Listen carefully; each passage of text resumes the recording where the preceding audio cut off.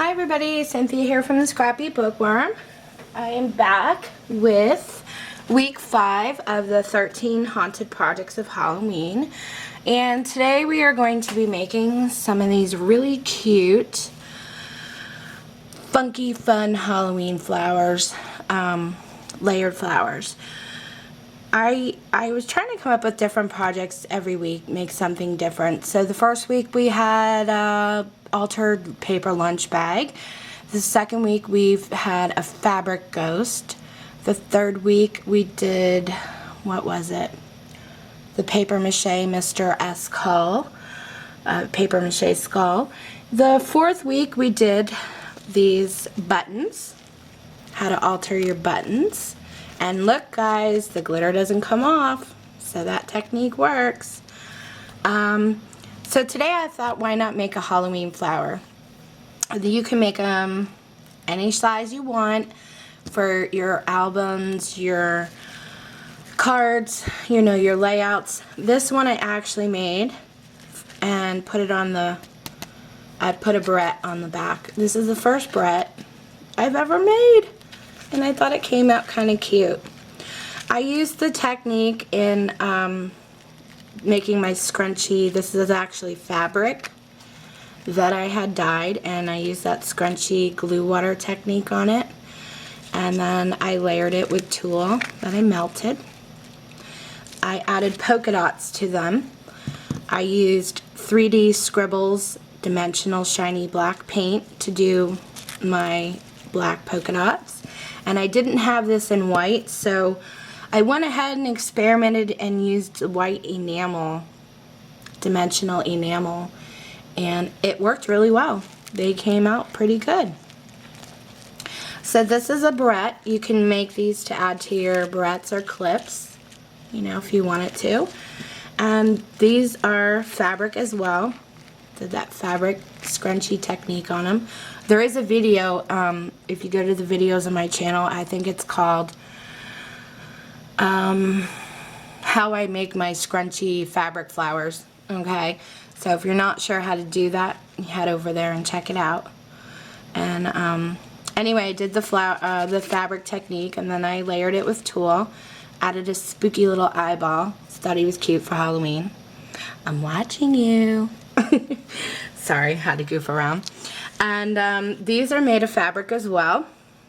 I did some fun, funky purple and lime green tulle on this one just to add some of the colors of Halloween to them.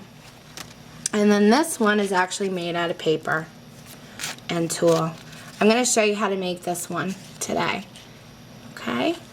So what you're going to need is 3 different sizes of tulle circles. You could go from bigger to smaller. Each layer has to be smaller than the next. And then you're going to need some orange cardstock that you want to use. I'm just using my scallop scissors. And I'm just going to cut out some circles.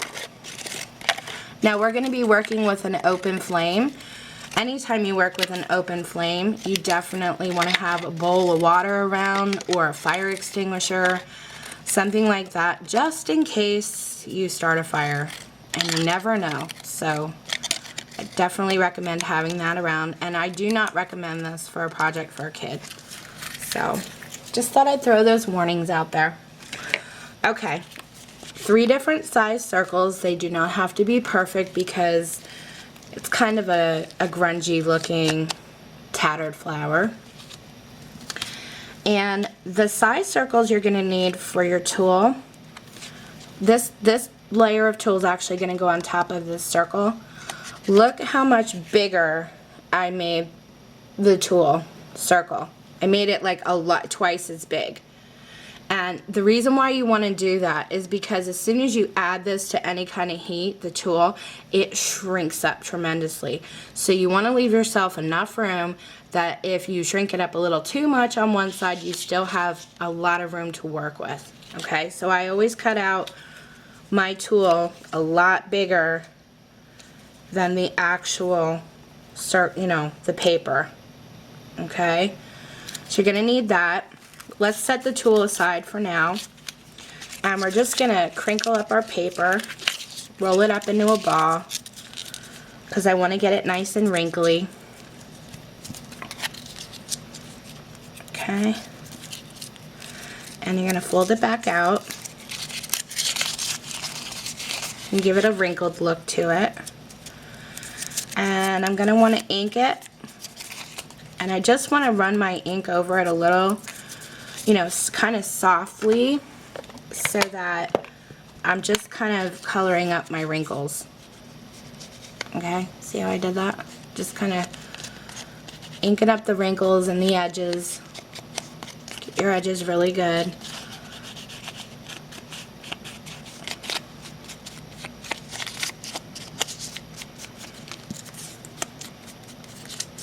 Whoop.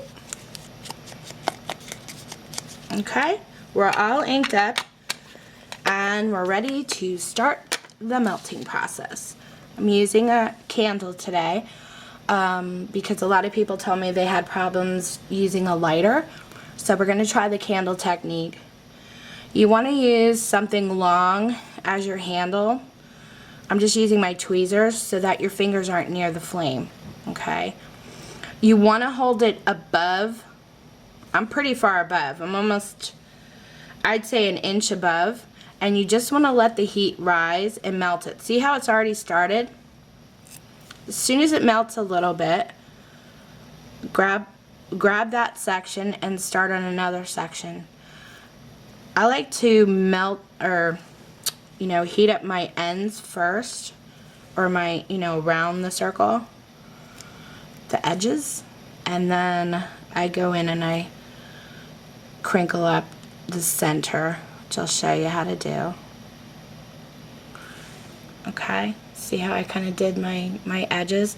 Now I want to work on the inside, so I'm going to lay this flat over the flame and let the heat rise up to kind of melt it a little bit. You want to work on one side a little bit and then flip it over and do the other side as well.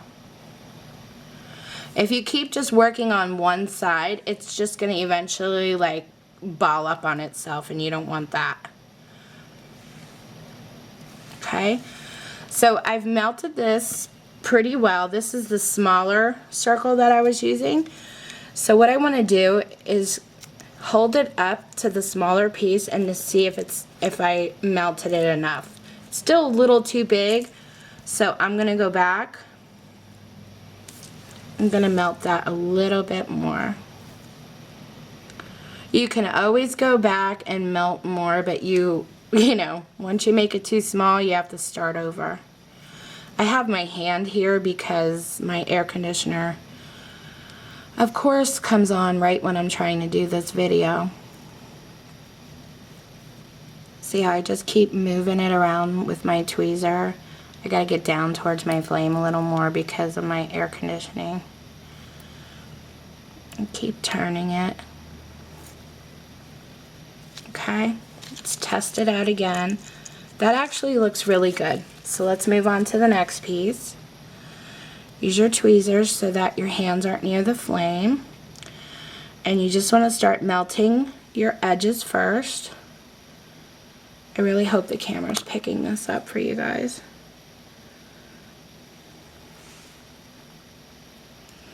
Takes a little patience to find where your heat is, but you just melt a little part and move it. You know, you want to move it right away. You don't want to hold it there too long. I'm going to show you what happens if you hold it there too long. And let me cut a little piece off to show you. If you hold it too long and too close to the flame, this is what's going to happen. You see how it just tore it? It puts like holes in it. I'm too close to my flame, so it's like tearing and putting holes in it.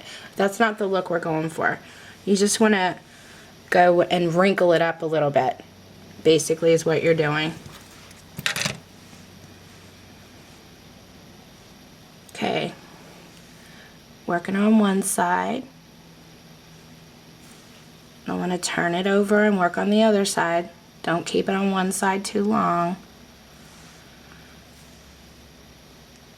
Okay, I've got that pretty good and melted. Let's see. Yeah, perfect size. I like that. And we're going to do the big guy.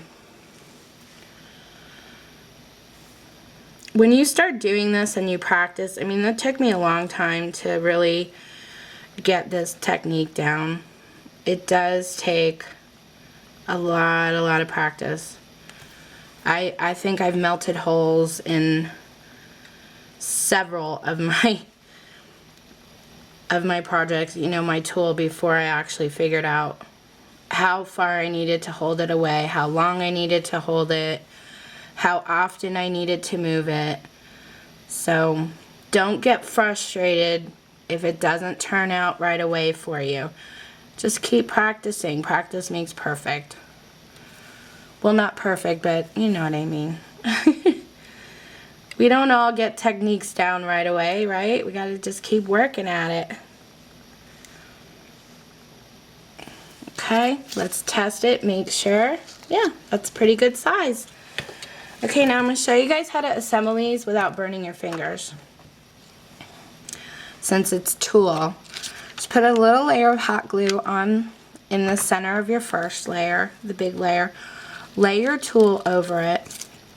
Grab your second layer of paper, line it up and press it down. Now those 3 layers are glued together and you didn't burn your finger, okay? Add hot glue to the center.